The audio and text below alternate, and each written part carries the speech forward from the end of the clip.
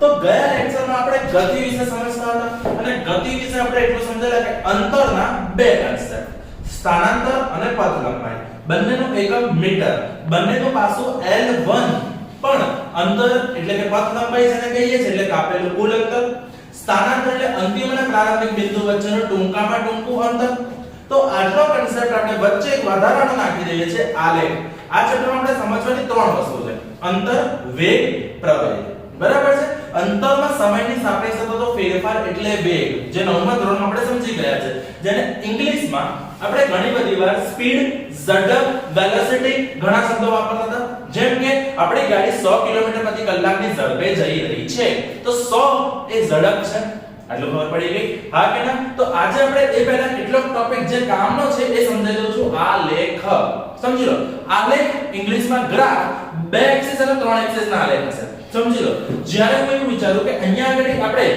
Board બે ડાયમેન્શનમાં છે ધ્યાન આપજો અહીંયા તો બોર્ડ જે છે અહીંયા આગળ y અક્ષ છે ઊભી અને x અક્ષ છે આડી સમજો છો x અક્ષ છે આડી અને y અક્ષ તરફ અહીંયા દોરું તો આખી ઊભી થઈ ગઈ તો આ જ્યારે આ સમતલ બન્યું એ સમતલ બની ગયું 2D સમતલ શું બની ગયું 2D સમજો અહીંયા દોરું છું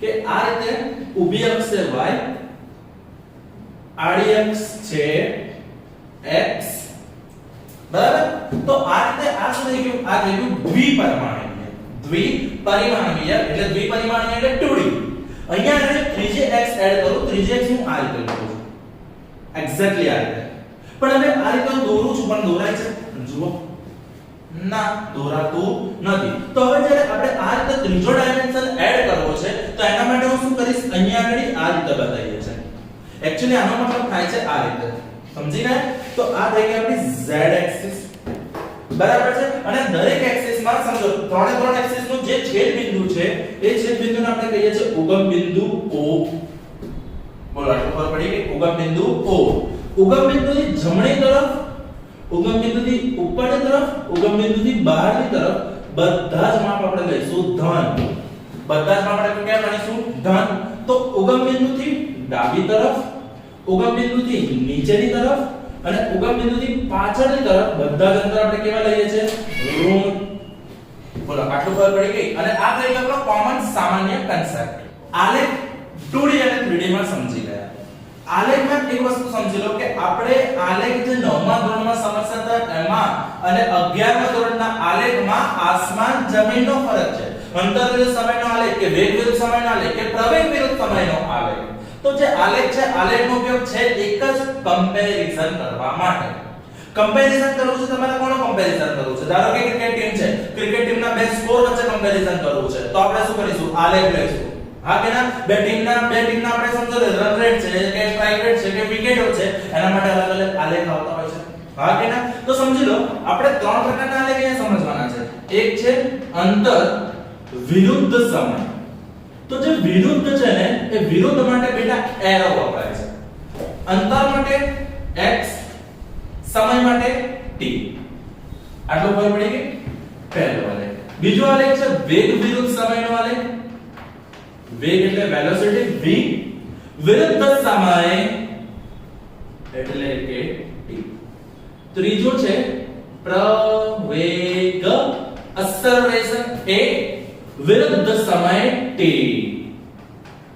એટલે આપણે આ ત્રણ આલેખ સમજવાના છે એક વસ્તુ સમજી લો કે હંમેશા વિરુદ્ધની આગળનો જેટલો પણ કન્સેપ્ટ સમજીશું એ બધો જ કન્સેપ્ટ y એક્સિસ પર લઈશું ધારો કે વિરુદ્ધની આગળ અંતર છે તો અંતર આવશે y એક્સિસ પર ધારો કે વિરુદ્ધની આગળ વેગ છે વેગ આવશે y એક્સિસ પર ધારો કે વિરુદ્ધની આગળ પ્રવેગ છે પ્રવેગ આવશે y એક્સિસ પર આટલો ખબર પડી ગઈ હા ના બોલો સરસ સમજી લો તો પહેલું અંતર વિરુદ્ધ સમયનો આલેખ સમજવાનું ચાલુ કરીએ સમજો અંતર વિરુદ્ધ સમય બરાબર છે કન્સેપ્ટ ઓકે કન્સેપ્ચ્યુઅલ કન્સેપ્ટ છે તો અંતર સમજી લો વિરુદ્ધની આગળ જે છે એ y એક્સિસ પર વિરુદ્ધની પાછળ જે પણ છે એ x એક્સિસ પર એટલે કે આપણો ટાઈમ જે છે એ આવશે x એક્સિસ ઉપર બોલો આટલું ડન સમજી લેજો ધારો કે આ ઊભી એક્સિસ છે આપણી y એક્સિસ ઓકે આપણી આડી એક્સિસ છે x એક્સિસ તો આટલું ક્લિયર થઈ ગયું ડન અહીંયા થઈ ગયું આપણું ઉગમ બિંદુ O હવે સમજો કે મેં શું કીધું અંતર y એક્સિસ પર એટલે અહીંયા આગળ જેટલા પણ માપ હું લખીશ જેટલા પણ માપ હું નોટ ડાઉન કરીશ એ બધા નોટ ડાઉન માપ હશે x અંતર એકમ લઈ લો મીટરમાં બરાબર છે બેટા ચલો ધ્યાન આપજો x એક્સિસ પર હટાવો x એક્સિસ ને મૂકી દો સમય t સેકન્ડમાં બેટા આટલું ખબર પડી ગઈ હા કે ના હવે સમજો આલેખ x અને t નો આટલો ખબર પડી ગઈ તમને ત્રણ શેપ આપ્યા છે કેટલા ત્રણ શેપ આમ તો ચાર આવશે પણ આપણે રેગ્યુલર ત્રણ શેપ વિચારો પહેલો શેપ અહીંયા ડ્રો કરું છું ધ્યાન આપજો કે સૌથી પહેલો આલેખ નંબર 1 x અક્ષને સમાંતર સુરેખ બરાબર છે જેને આપણે અહીંયા લખવું હોય તો લખી જ નાખું છું સમય અક્ષ ને સમાંતર સમય અક્ષ સમયની અક્ષ કઈ છે x અક્ષ આડી સમય અક્ષને સમાંતર અને સાથે સાથે કેવો છે બેટા એ સુરેખા બરાબર કેવો છે સુરેખા પૂરા ટોડન થઈ ગયું આ કે નામ અતિ સુંદર હવે સમય અક્ષને સમાંતર છે which means સમજી લો કે અહીંયા આગળ 5 મીટર અહીંયા આગળ 10 મીટર આ 0 1 2 3 4 5 6 બોલો આટલું ક્લિયર આ કે નામ 100% સમજો અહીંયા 0 સેકન્ડે એ પદાર્થ 10 મીટર અંતર પર હતો ડન 1 સેકન્ડ પછી પણ પદાર્થ 10 મીટર અંતરે જ છે ડન 3 સેકન્ડ પછી પણ પદાર્થ 10 મીટર અંતરે જ છે ડન તો એ જો દરેક સેકન્ડ પછી પદાર્થ 10 મીટર અંતરે એટલે કે પદાર્થ ત્યાં જ ઊભો છે હલતો નથી 1 સેકન્ડ થાય 2 સેકન્ડ થાય 3 સેકન્ડ થાય એ 10 મીટર અંતરે જ ઊભો છે તો એ પદાર્થ કેવો થઈ ગયો સ્થિર કેવો થઈ ગયો સ્થિર તો જ્યારે સમય અક્ષને સમાંતર આપણને આલેખ મળે તે એ કેવો હોય સ્થિર પદાર્થનો આલેખ પદાર્થ સ્થિર હોય એટલે કે એનો વેગ શૂન્ય હોય એનો વેગ કેવો હશે શૂન્ય બોલો સમજણ પડી ગઈ ઓકે ચલો બીજો આલેખ વિચારો બીજો આલેખ આપણે સેમ સિચ્યુએશનમાં વિચારીએ તો જોઈ લો પહેલા આપણે લઈ લો y એક્સિસ બરાબર છે આ બીજો આલેખ અને અહીંયા લઈ લો આપણી x એક્સિસ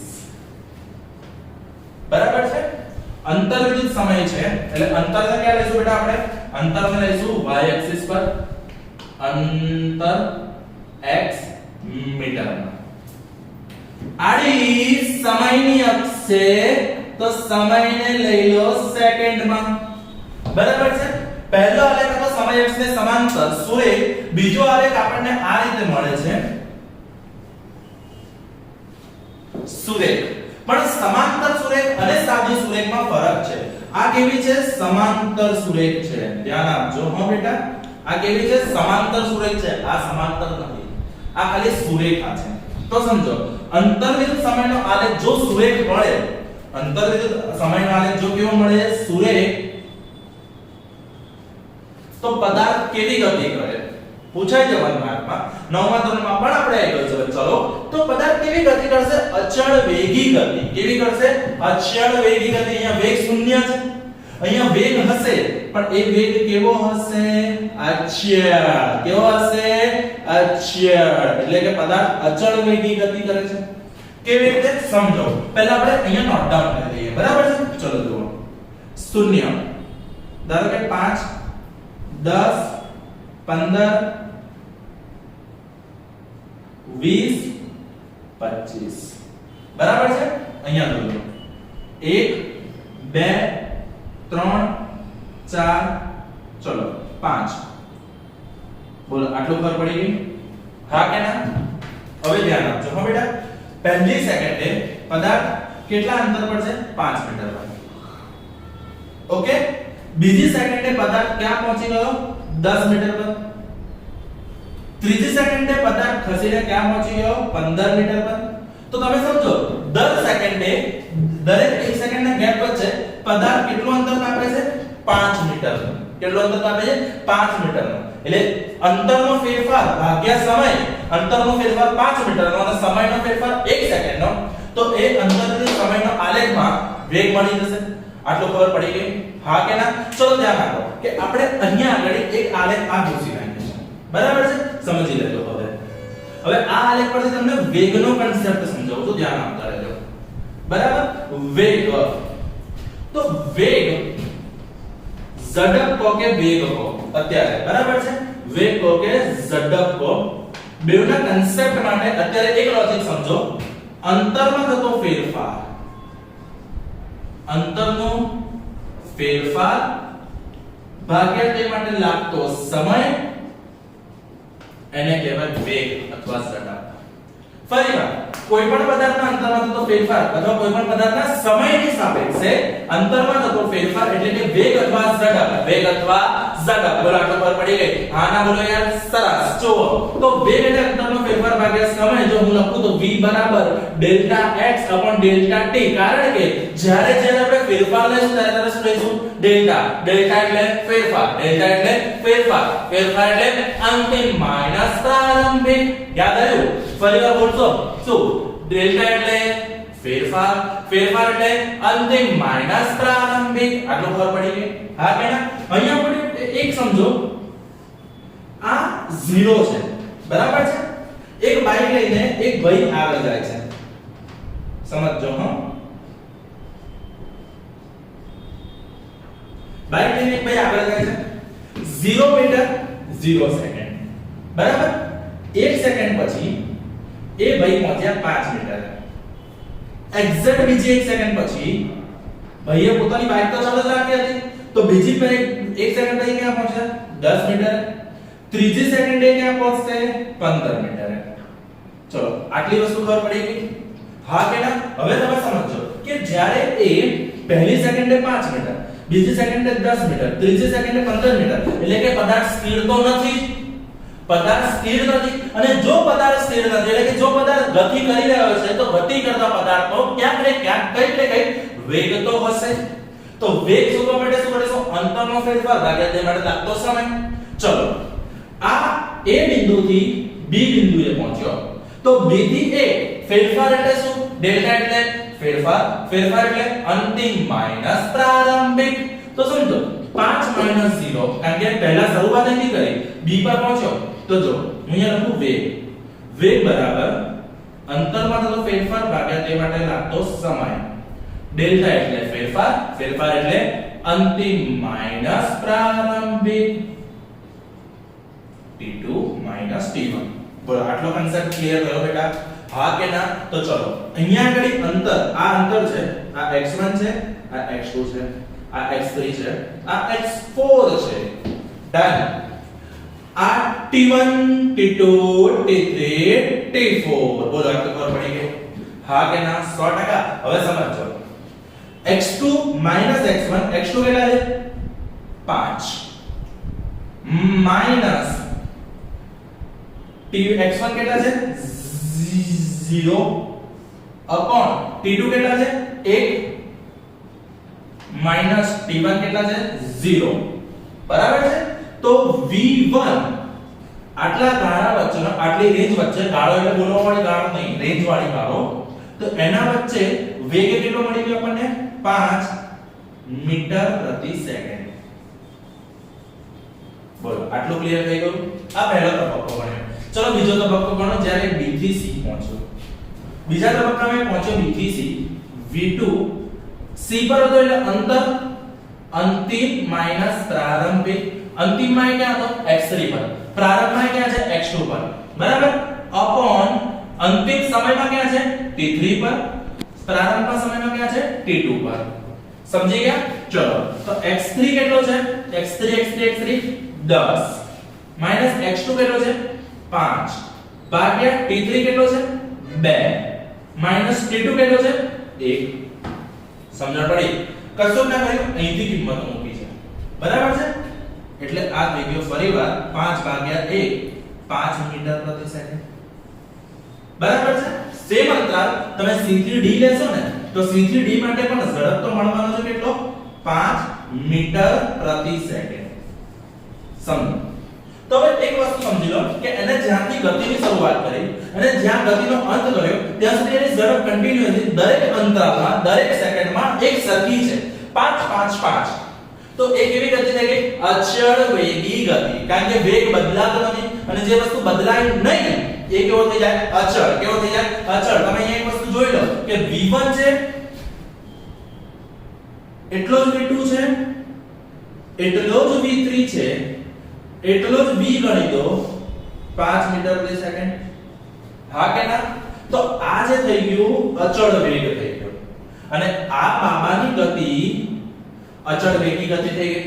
આટલું સમજી ગયા 100%. તો જોઈ લો એ શું કરે છે શાંતિથી u/v નીકળે છે 1/.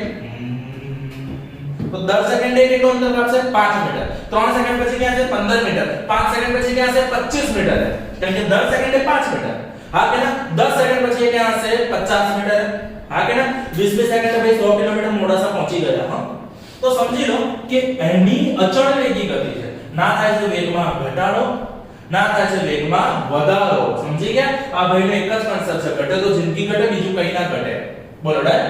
તો વેગમાં તો વધારો કે ઘટાડો અહીંયા અચળ છે, શૂન્ય છે, એટલે અચળ વેગી. બરાબર? મોટું 0 મોટું ઈંડું. અને વેગમાં તો ફેરફાર જો 0 છે, જો વેગમાં તો ફેરફાર 0 છે એટલે કે પ્રવેગ શૂન્ય છે.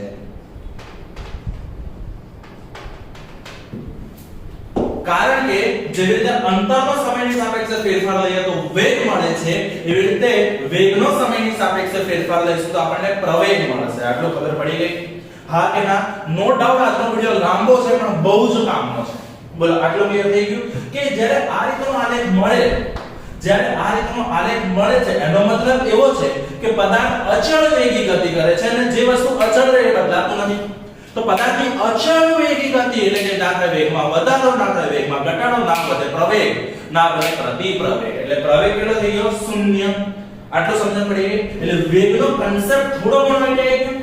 હા કે ના? બોલો 100%. તો હવે હું આલેખનો નવો કન્સેપ્ટ સમજાવું છું. ઓકે, તમે આ લખી નાખો. અને તમને જે વસ્તુ સમજાય ને એ મેં અહીંયા નોર્મલી દોરી નાખી છે, કારણ કે હવે ઘણું બધું લખવાનું છે, ધ્યાન રાખજો. સૌથી પહેલા આ બાબુ ફૂલ ફોર્મમાં 0 મીટરે 0 સેકન્ડ એટલે કે ગતિની શરૂઆત કરશે, પછી એ 1 સેકન્ડ પછી કેટલા અંતરે પહોંચશે 5 મીટર. 2 સેકન્ડ પછી કેટલા અંતરે પહોંચશે 10 મીટર. 3 સેકન્ડ પછી કેટલા અંતરે પહોંચે છે 15 મીટર. બોલો આટલી વસ્તુ ખબર પડી ગઈ તમને? તો હવે આ જ વસ્તુને આપણે આલેખમાં કંડારીશું, આલેખમાં આપણે અંકિત કરીશું. ચલો જુઓ. તો પહેલું 0 એ 0 એટલે અહીંયા જ આવશે. હવે જોજો હું શું કરું છું, ટાઈમ જે છે ને એ ત્યાંથી ઊભી લાઈન દોરીશ અને આ જે 5 મીટર છે ત્યાંથી આડી લાઈન દોરીશ. બરાબર છે? સમજો.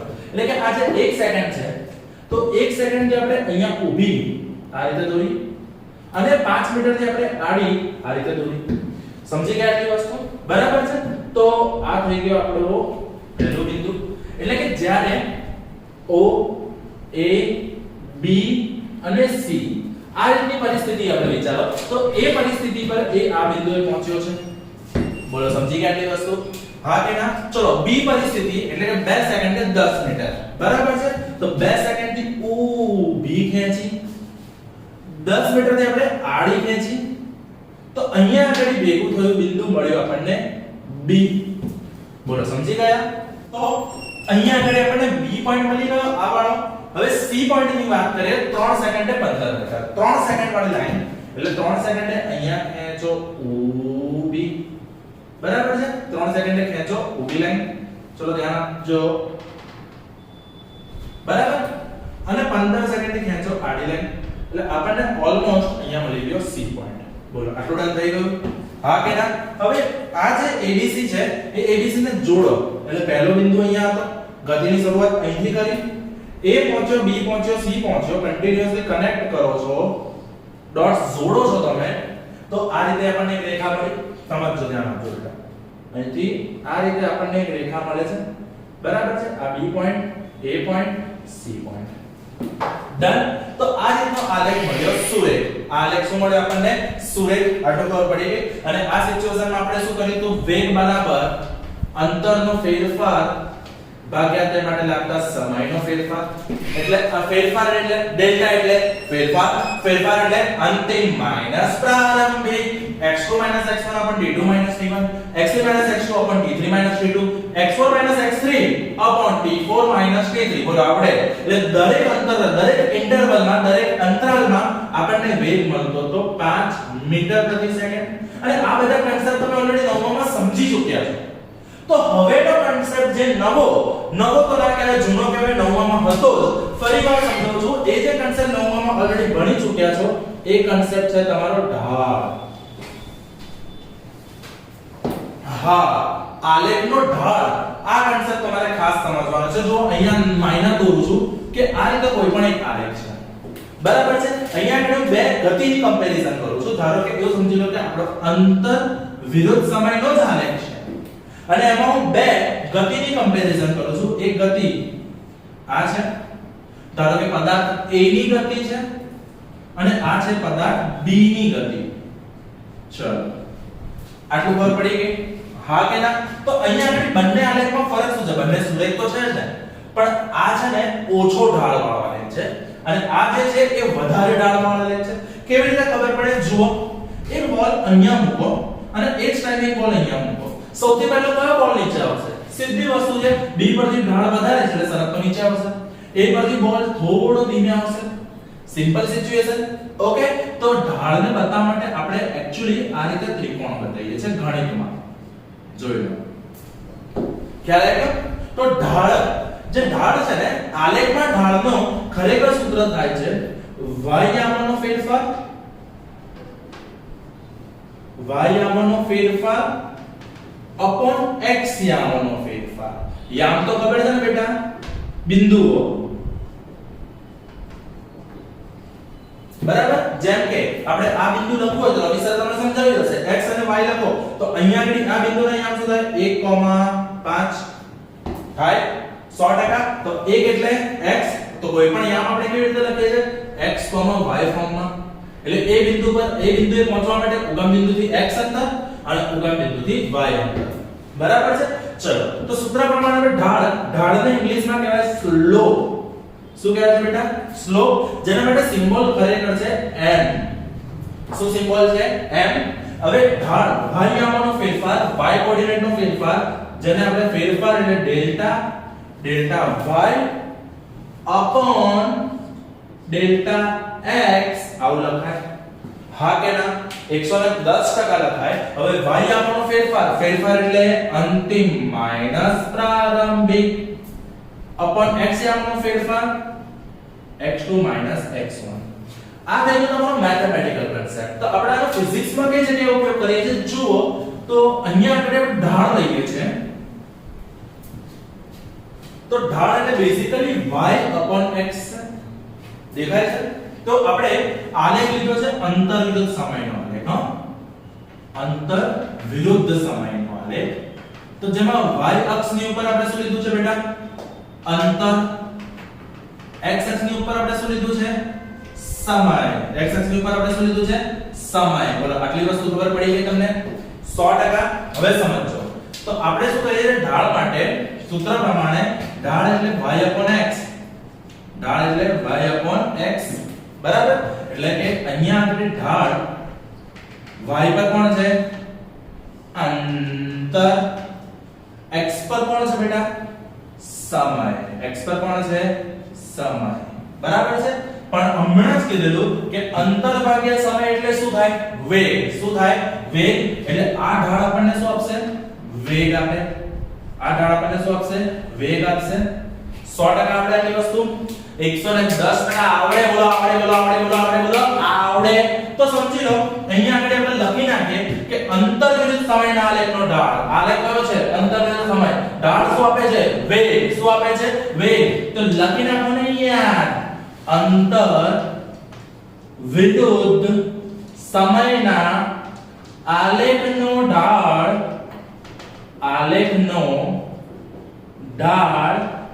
વેગ આપે. બરાબર છે. કામની વસ્તુ છે બેટા. શું? અંતર વિરુદ્ધ સમયનો આલેખનો ઢાળ, અંતર વિરુદ્ધ સમય ઢાળ શું આપે છે? વેગ આપે છે.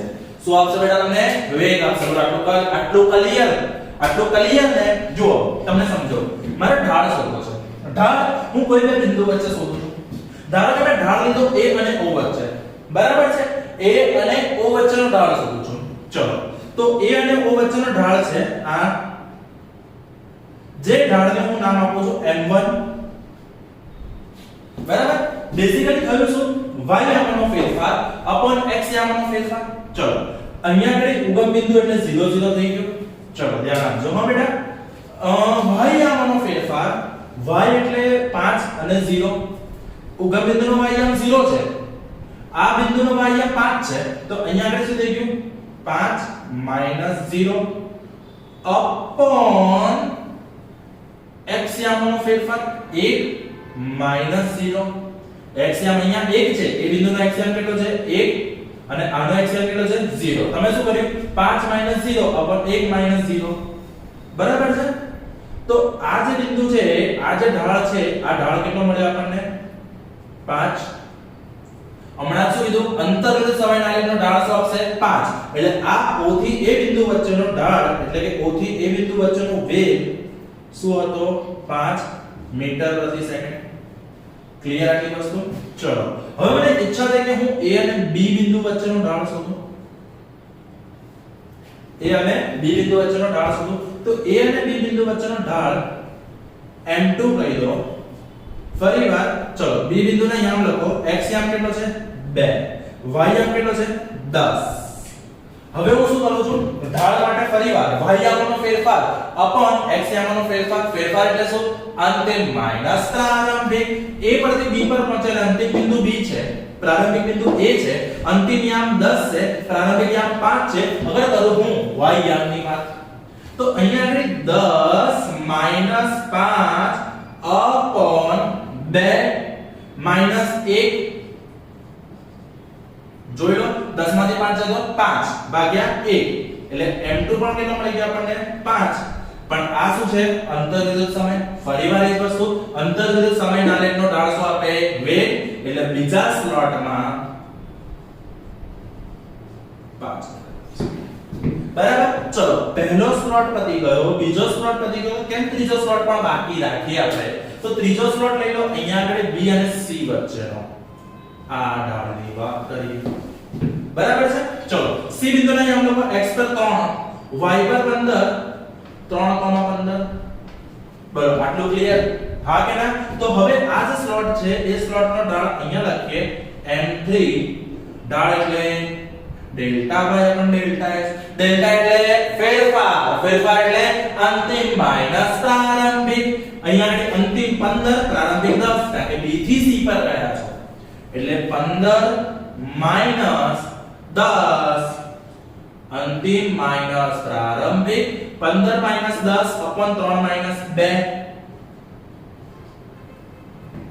ઓકે તો m3 થઈ ગયો તમારો 15 માં 10 ગયા તો 5 3 માંથી 2 જાય તો 1 એટલે m3 પણ કેટલો મળ્યો 5 m3 એટલે ઢાળ કોનો ઢાળ છે અંતર્વિરુદ્ધ સમયનો ફરી બોલું છું અંતર્વિરુદ્ધ સમયના આલેખનો ઢાળ આપણને શું આપશે વેગ મળી ગયો v3 કેટલો મળશે બેટા 5 મીટર પ્રતિ સેકન્ડ ચલો જુઓ પહેલા અંતરનો વેગ 5 બીજા અંતરનો વેગ 5 ત્રીજા અંતરનો વેગ 5 ત્રણેયનું મૂલ્ય કેવું છે સરખું v1 બરાબર v2 બરાબર v3 જેનું મૂલ્ય કેટલું છે કોમનલી લખીએ તો v બરાબર 5 મીટર પ્રતિ સેકન્ડ v બરાબર 5 મીટર પ્રતિ સેકન્ડ એટલે જોઈ લો દરેક અંતરનો વેગ કોમન છે 5 છે એટલે કે વેગ બદલાતો નથી અને જે વસ્તુ બદલાય એ વસ્તુ કેવી છે બેટા અચળ કેવી છે અચળ એટલે આ જે આલેખ છે એ આલેખનો ઢાળ શોધતા પણ આપણને એક વસ્તુ ખબર પડી ગઈ કે જો આલેખનો ઢાળ કયા આલેખનો ઢાળ અંતર્વિરુદ્ધ સમયના આલેખનો ઢાળ સુરેખા મળે કેવી મળે સુરેખા તો વેગ કેવો થઈ જાય અચળ વેગી ગતિ કેવી થઈ જાય અચળ વેગી તો આ જે વસ્તુ છે એની કેટલીક નોટ્સ આપણે પહેલેથી રેડી કરતા જઈએ અહીંયા નોટ્સ લખું છું બેટા ધ્યાન આપજો હા